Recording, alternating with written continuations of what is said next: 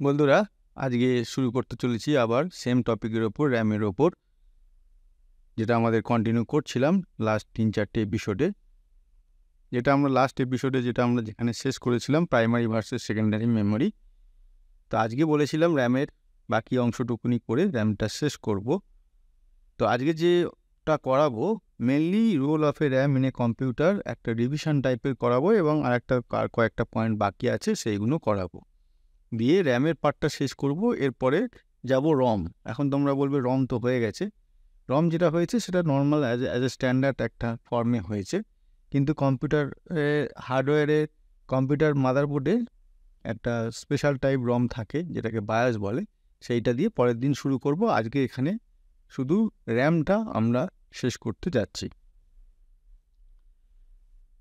আগের দিন যেসব র্যামের ভাগগুলো দেখিয়েছিলাম, এস র্যাম, ডি র্যাম, এইসবগুলো, সেগুলো ছাড়াও আরও কিছু ভাগ এখানে পাওয়া যায় ফিজিক্যালি মার্কেটে।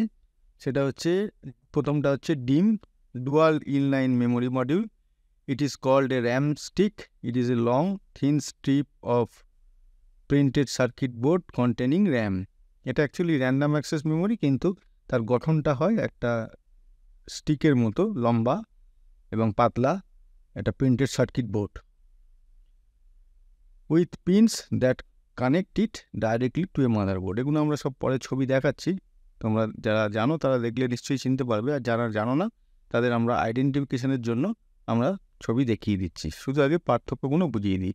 এখানে র্যামের ফাংশন যেরকম, র্যামের যে ফিচার সেটা তার মধ্যে আছে, শুধু তার ম্যানুফ্যাকচারিং দিক থেকে এইগুলো বলা যায় যে একটু অন্যরকম হয়, এক একটার সঙ্গে আর এক রকম অন্যরকম হয়, সেগুলোই তোমাদের আজকে বলে দিচ্ছি।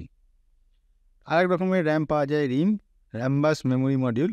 র্যামবাস works by transferring data on both the leading and trailing edge of the clock cycle. Clock সাইকেলের এটা আরও ডিটেলসে পরে পড়াবো, এগুলো জাস্ট এটা জেনে রাখো এই মুহূর্তে। আরেক ধরনের পাওয়া যায় সিম। সিম হচ্ছে single inline memory module, a small printed circuit board that plugs into A socket on a personal computer and increases the available random access memory. একই লাইনে হয়, যেগুলো হচ্ছে মেমোরি মডেলগুলো একই লাইনে হয়। তাহলে সিম যদি একই লাইনে হয়, তাহলে ডিম কি হবে? ডুয়াল ইনলাইন মেমোরি মডিউল, এটা হবে ডিম। আর তার আগে একটা দেখো এসও আছে। এসও হলে স্মল আউটলাইন, আর এস ডবলও হলে সেটাও স্মল আউটলাইন, কিন্তু এসও ডিম মানে ডুয়াল ইনলাইন, আর এসও রিম মানে এটা এস হবে এখানে। এসও সিম মানে সিঙ্গেল ইনলাইন মেমোরি মডিউল। এবার দেখা যাক এগুলো যেগুলো বললাম সেইগুলোর ওপর ছবিগুলো কীরকম হয়। যেমন এটা হচ্ছে, দেখতেই পাচ্ছ 72 পিনের হচ্ছে সিঙ্গেল ইনলাইন মেমোরি মডিউল, মানে একই লাইনে, এখানে দেখো একই লাইনে পরপরে মেমোরি মডিউলগুলো এদিক থেকে এদিকে সার্কিট বোর্ডে, প্রিন্টেড সার্কিট বোর্ডে গাঁথা আছে, সোল্ডারিং করা আছে। সেখানে যদি ডিমটা দেখি, মানে ডুয়াল ইনলাইন মেমোরি মডিউল, এটা ছবিটা এখানে দেখা যাবে না সেইভাবে, কিন্তু এখানে এইটা যদি হয় এর অপোজিটে, মানে এটা তো আমরা যদি যে পিটটা এখানে দেখছি সাইড এটা যদি দেখি, বি সাইডেও এরকম এই আইসি চিপ, ইন্টিগ্রেটেড সার্কিট চিপ, এরকম লাইন দিয়ে করা থাকবে। সেই জন্য হলো ডুয়াল ইনলাইন, দুদিকেই থাকবে। আচ্ছা, এটা হচ্ছে র্যামবাস। এই ধরনের এটাকে এই যে কভার দেওয়া থাকে, এটাকে বলে র্যামবাস। যদি এখানে দেখতে পাচ্ছ, যদি কভার ছাড়া হয়, নিচেরটা যেরকম হয় সেরকম দেখতে, আর যদি এর উপর কভার দেওয়া থাকে, প্রোটেকশান দেওয়া থাকে, তাহলে সেটা এরকম দেখতে হয়। এগুলো মাদারবোর্ডে কীরকম বসে সেই ছবিগুলো এখানে দেখিয়ে দিয়েছি।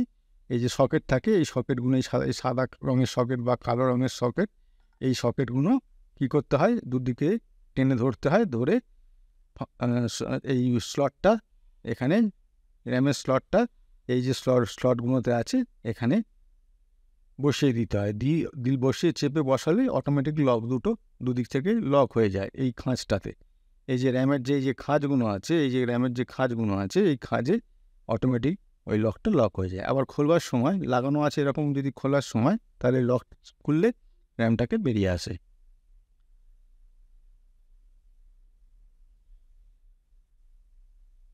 তো এই হচ্ছে ম্যানুফ্যাকচারিং দিক থেকে এরকম কিছু র্যাম যেটা হয় মার্কেটে পাওয়া যায়, সেগুলো দেখিয়ে দিলাম। যেমন এটা ধরো DDR5 এখন যেটা খুব এটা কারেন্ট একদম টেকনোলজিতে চলছে, এটা হচ্ছে SD RAM, এটা DDR2, DDR3, DDR4। পার্থক্য দেখো, এই যে নচগুলো, এই যে এখানের যে নচগুলো আছে না, এই যে কাটা অংশটা, এই কাটা অংশটায় দেখো DDR2তে এই ধারে এইখানে, DDR2, হ্যাঁ DDR3তে মোটামুটি মিডিলে, আবার DDR4-এ আবার এদিকে বাঁদিকে সরে এলো। এরকম দেখে দেখে যত এগুলো প্র্যাকটিস করবে, দেখে কাজের সময় যত এগুলো নজর করে এগুলো লক্ষ্য রাখবে, তত এগুলো মাথায় থেকে যাবে। লেখা থাকে স্টিকারের ওপর, তবুও এগুলো কাজের সময় নজর করে দেখে মনে রাখতে হয়। আরও কিছু এখানে RAM, RD RAM, video RAM, SIMM, এগুলো সব DDR2, DDR4, DDR3, এইগুলো সব এরকম বিভিন্ন মার্কেটে পাওয়া যায়। যখন তোমরা কাজ শুরু করবে বা যারা এমনি নর্মাল এগুলো কোনো কোম্পানিতে কাজ করবে, তখন সেখানে নিয়মিত এগুলো ব্যবহার করতে করতে ঘাঁটতে তোমাদের এগুলো মাথায় ঢুকে যাবে কোনটা কি।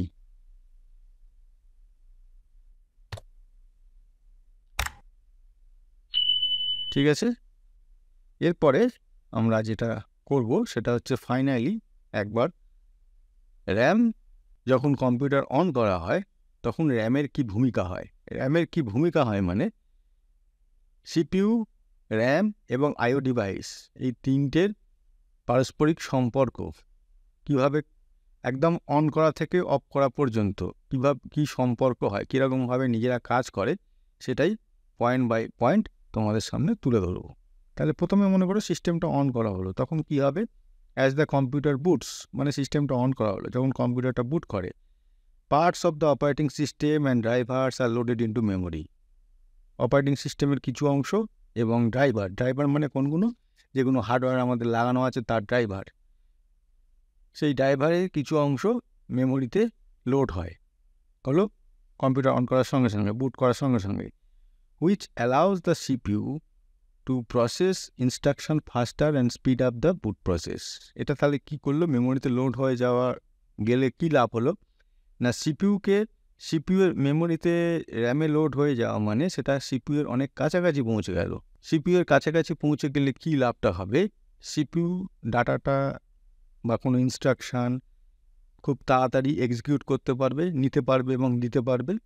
তার ফলে এটা কি হলো? ফাস্টার এবং স্পিড আপ দ্য বুট প্রসেসটা ফাস্টার হয়ে যাবে এবং স্পিড বেড়ে যাবে। কারণ বুট প্রসেসে অনেক কিছু চেকিংয়ের ব্যাপার থাকে, অনেক কিছু ইনস্ট্রাকশন বা কমান্ড এক্সিকিউট করার ব্যাপার থাকে, সেইগুলো তাড়াতাড়ি হতে সাহায্য করবে। After the operating system is loaded, এবার যখন অপারেটিং সিস্টেমটা লোড হয়ে গেল, মানে আমাদের যখন ডেস্কটপটা এসে গেল, যেটাকে আমরা বলি ডেস্কটপের আইকনগুলো এসে গেল, সেই অবস্থায় মানে অপারেটিং সিস্টেম এখন লোড হয়ে গেছে। Programs you open like the browser you are using to view this page are also loaded into the memory. কোনো প্রোগ্রাম যদি ওয়ার্ড, এক্সেল বলো বা কোনো আমি যদি গুগল ক্রোম খুলে কোনো ইন্টারনেটে কিছু সার্চ করি, সব কিছু ওই কোথায় লোড হয়ে যাবে? মেমোরিতে লোড হয়ে যাবে, র্যামে লোড হয়ে যাবে। If too many programs are open, যদি অনেক কটা প্রোগ্রাম, আমি ওয়ার্ড খুলে রেখেছি, এক্সেল খুলে রেখেছি, পাওয়ার পয়েন্ট খুলে রেখেছি, ওদিকে কোনো একটা সিনেমা চলছে, ওদিকে কোনো একটা গান চলছে, ওদিকে আমি ইন্টারনেট সার্চ করছি, এরকম টু মেনি প্রোগ্রামস যদি এখানে খোলা হয়ে থাকে, the computer swaps the data in the memory between the RAM and the hard disk drive. Computer কী করে? ডাটাটাকে সোয়াপ করে, মেমোরিতে সোয়াপ করে র্যাম এবং হার্ড ডিস্ক ড্রাইভের মধ্যে। মানে যদি ধরো ওয়ার্ড, এক্সেল, পাওয়ার পয়েন্ট এইসব খুলি, এগুলো তো হার্ড ডিস্কে লোড থাকে, তাহলে আমরা যখন খুলেছি সেটা র্যামে লোড হয়েছে, কোথা থেকে লোড হয়েছে? হার্ড ডিস্ক থেকে লোড হয়েছে। এই অবস্থায় যদি আরও আবার অন্য কিছু খুলতে যায়, তখন ওরা কী করে? টেম্পোরারি সেটা আবার হার্ড ডিস্কে পাঠিয়ে দেয়। কারেন্ট যেটা কাস্টমার বা ইউজার যেটা খুলতে চাইছে, দেখতে চাইছে, সেইটাকে র্যামে লোড করে নেয়, লোড করে নিয়ে দেখায়। এবার পরে আবার যখন ধরো একটা সিনেমা, আমি অনলাইনে একটা সিনেমা দেখতে চাইছি, যে মুহূর্তে ওটা খুললাম ওটাকে সোয়াপ হয়ে গেল।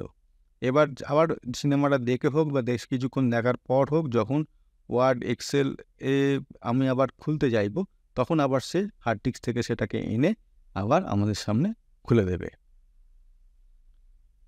A computer's performance is largely attributed to the amount of memory it contains. কম্পিউটারের পারফরমেন্স, যেটা আগের দিনও আমরা আলোচনা করেছি, এটা মেমোরির ওপর অনেকাংশ ডিপেন্ড করে। যদি কোনো মাদারবোর্ডে ধরো 2 GB র্যাম লাগানো আছে, সেখানে অপারেটিং সিস্টেম উইন্ডোজ 10 লোড করতে যাব বা অপারেটিং সিস্টেম উইন্ডোজ 10-এ কাজ করতে যাব, দেখা যাবে স্লো হচ্ছে। সেটাকে যদি 4 GB করি র্যামটা, দেখতে গেলেও আরেকটু বেশি ফাস্ট হলো। সেটাকে যদি 8 GB করি, দেখা যাবে আরও বেশি ফাস্ট হলো। কারণ কি না, আমরা যখনই ওই কোনো program Word, Excel, PowerPoint বা নেটে যখন কিছু সার্চ করবো, সেইটা তো র্যামে লোড হয়। তার মানে র্যামের জায়গাটা খেয়ে যাচ্ছে। যতগুলো আমরা যত প্রোগ্রাম খুলতে যাব, তত র্যামের জায়গাটা খেয়ে যাবে। যত র্যামের জায়গা খেয়ে যাবে, নতুন প্রোগ্রাম খুলবো, সেই জায়গা পাবে না, ঠাসাঠাসি হবে। তার ফলে কী হবে, স্পিডটা কমে যাবে। তাহলে 2 GB-তে যতখানি জায়গা পাওয়া যাবে, নিশ্চয়ই 4 GB-তে তার চেয়ে বেশি পাওয়া যাবে, 8 GB-তে আরও বেশি পাওয়া যাবে। ন্যাচারালি যত বেশি জায়গা পাবে, যত বেশি সেই প্রোগ্রামগুলো নিজেদের আলাদা আলাদা জায়গায় কাজ করতে পারবে র্যামের মধ্যে, তত জিনিসটা স্পিড আপ হবে। If a computer does not have the recommended memory to run the operating system and its program, it results in slower performance. যে কোনো অপারেটিং সিস্টেম দেখবে যখনই বাজারে আসে বা মার্কেটে আসে বা এসেছে, তারা একটা মিনিমাম স্পেসিফিকেশান বলে দেয় যে এই অপারেটিং সিস্টেমে এই ধরনের এত র্যাম লাগবে, এত হার্ড ডিস্ক লাগবে, এই মাদারবোর্ডের এই কনফিগারেশন হতে হবে, ইত্যাদি ইত্যাদি। তা র্যামের ক্ষেত্রে যদি বলি যে এত জিবি র্যাম লাগবে যদি বলে দেয়, এবং সেইটা যদি আমরা না দিতে পারি, মিনিমাম, ওটা কিন্তু সবসময় মিনিমাম, ম্যাক্সিমাম যত ভালো হবে তত ভালো, মিনিমামটা যদি বলে দেয় এবং সেটা যদি আমরা না লাগাতে পারি, তার ফলে কি হবে, এফেক্ট হবে, কম্পিউটারটা রান করাতে স্লো হয়ে যাবে, পারফরমেন্সে এফেক্ট হবে। The more memory a computer has, the more information and software it can load and process quicker. যেটা বললাম, যত বেশি মেমোরি সাইজ বাড়বে, তত বেশি প্রোগ্রাম এবং সফটওয়্যার সেখানে লোড হয়ে গিয়ে কাজ করতে পারবে এবং কাজটা তাড়াতাড়ি হবে। তো এই হচ্ছে ফাইনালি একটা রিভিশন দিয়ে দিলাম। এগুলো আগেরবার আগের সবকটাই বিষয়টা বিভিন্নভাবে বিচ্ছিন্নভাবে আমরা তোমাদের করিয়েছি, সেগুলো একটা সামারি করে তোমাদের সামনে এখানে লাস্ট এপিসোডে, র্যামের লাস্ট এপিসোডে তোমাদের সামনে তুলে ধরলাম। এরপরে আসবো আইও ডিভাইস। আইও ডিভাইসটাকে নাম হচ্ছে input output device. Every computer has a mechanism to receive data from outside and then process the data and send back to outside. ধরো আমরা মাউস থেকে কিবোর্ডে কিছু টাইপ করছি, কিবোর্ডটা হচ্ছে আউটসাইড ডিভাইস, বাইরে থেকে কোনো ইনপুট কিবোর্ডের মাধ্যমে ভেতরে ঢুকছে, তাহলে সেই জন্য কিবোর্ডটা আউটসাইড। কিবোর্ডে মনে করো আমরা একটা এক্সেল খুলে 2 আর 2 4 যোগ করছি, কিবোর্ড থেকে এন্ট্রি করলাম 2 + 2, সেটা ভেতরে যাবে, সিপিইউতে যাবে, অ্যারিথমেটিক অ্যান্ড লজিক ইউনিটে প্রসেস হবে, হয়ে আবার সেটা আউটপুট ডিভাইসেই ফেরত পাঠাবে। কোথায় পাঠাবে? মনিটর একটা আউটপুট ডিভাইস। তাহলে কিবোর্ড আর মাউসটা হলো ইনপুট ডিভাইস, কিন্তু বাইরে থাকে, আর মনিটরটা হচ্ছে আউটপুট ডিভাইস এবং সেটাও বাইরে থাকে। তাহলে মনিটরের ডিসপ্লেতে ফুটে উঠলো 4, তাহলে সেটাকে প্রসেসর সেন্ড ব্যাক করলো। আচ্ছা, when processing the output data inside, it is called the input unit. এই কিবোর্ড থেকে যে ডাটাটা গিয়ে ভেতরে যখন প্রসেস হলো 2 + 2, এটাকে যেখানে গিয়ে প্রসেস হলো সেটাকে বলবো input unit. And when the results are send outside to communicate, it is done by the output unit. যখন সেটা আবার মনিটরে ফিরে এলো এবং যার মাধ্যমে ফিরে এলো, সেটাকে বলি আমরা output unit. The devices used for input and output device are known as IO devices. এই যে ডিভাইসটা ইউজ হয় ইনপুট এবং আউটপুট ইউনিটসটা কাজ করানোর জন্য, বা আউটপুট এবং ইনপুট ইউনিট এবং আউটপুট ইউনিটের টোটাল যে কাজটা হয়, যে তার জন্য যে ডিভাইসটা রেসপন্সিবল বা যে ডিভাইসটা কাজ করে থাকে, সেটাকেই বলে আইও ডিভাইসেস, মানে input output devices. IO devices are for video display, keyboard, printer, mouse etcetera. বললাম এক্ষুনি, কিবোর্ড থেকে কোনো ডাটা ইনপুট করা যায় আর ডিসপ্লেতে সেটা আউটপুট দেখা যায়। where keyboard is input device বললাম and display is output device, ডিসপ্লেটা আউটপুট ডিভাইস হিসেবে গণ্য হয়। তাই র্যাম পড়াতে পড়াতে হঠাৎ করে এই আইও ডিভাইসটা পড়ালাম কেন? পড়ালাম এই কারণে যে তোমাদের একটা ব্লক ডায়াগ্রামের মাধ্যমে রিলেশনটা বোঝানোর জন্য। এটা হচ্ছে সিপিইউ। সিপিইউর মধ্যে কি থাকে? Register, control unit, arithmetic and logic unit. এ কার সঙ্গে কমিউনিকেট করে? র্যাম। র্যাম একাধিক হতে পারে, একটা যতগুলো স্লট থাকবে ততগুলো র্যাম হতে পারে র্যামের সঙ্গে। এই র্যামের সঙ্গে আর কমিউনিকেট করলো। এবার মনে করো হার্ড ডিস্ক থেকে বা সিডি রম থেকে বা ডিভিডি রম থেকে বা পেন ড্রাইভ থেকে কোনো ডাটা র্যামে আসবে, সেখান থেকে ইনস্ট্রাকশন বা ডাটা কাজ হবে, সিপিইউ নেবে বা দেবে, সেইটাকে কন্ট্রোল করে, সেটা আইও কন্ট্রোলার বা আইও ডিভাইস। এর সঙ্গে কিবোর্ড মাউস ওইসব দেখায়নি। মেন জিনিসটা যেটা বোঝাতে চেয়েছি সেটা হচ্ছে এই যে আইও ডিভাইস আছে, এই আইও কন্ট্রোলারটা এইটা কন্ট্রোল করবে মাঝখানে থেকে, এই সমস্ত মাঝখানে এইটাকে সবারই মাঝখানে থেকে এই জিনিসটা কন্ট্রোল করবে।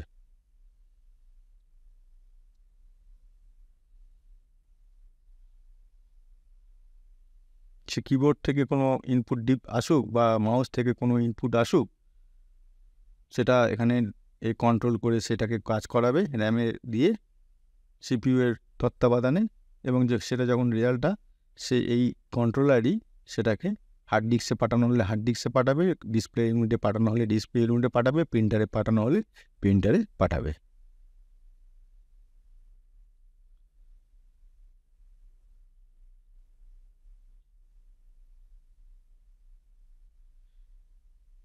ঠিক আছে বন্ধুরা, তো যেটা বারবার বলছি, র্যামের আজকে এই শেষ অংশটা করিয়ে দিলাম। কিছু অংশ বাকি ছিল টুকটাক। আজকের এখানে এই পর্যায়ে, ভবিষ্যতে হয়তো প্রসঙ্গক্রমে আরও অনেক কথা র্যাম প্রসঙ্গে আসবে বা র্যামের আরও ইনফরমেশান বিভিন্নভাবে তোমাদের সামনে দেবো। তো এই মুহূর্তে এই পর্যায়ে আমাদের যে কোর্স যেটা ডিজাইনিং করা আছে যেভাবে, এইখানেই শেষ র্যামের। পরের দিনে আমরা যেটা করাবো, একটা রমের একটা ক্যারেক্টার, রম আমরা জানি কি, তারই একটা ক্যারেক্টার নিয়ে মাদারবোর্ডে যেটা হয় বায়োস, সেই বেসিক ইনপুট আউটপুট সিস্টেমটা আমরা তোমাদের সামনে নিয়ে আসবো পরের এপিসোডে। এটা রমেরই একটা ফর্ম ধরে নিতে পারো, এবং সেটা কি ডিটেলস যেরকমভাবে এই এপিসোডগুলো তোমাদের সামনে নিয়ে আসছে, আরও ভালোভাবে আমরা চেষ্টা করব পরবর্তী এপিসোডগুলো তোমাদের কাছে নিয়ে আসতে। তো বন্ধুরা, আজকে এই পর্যন্তই। Thank you.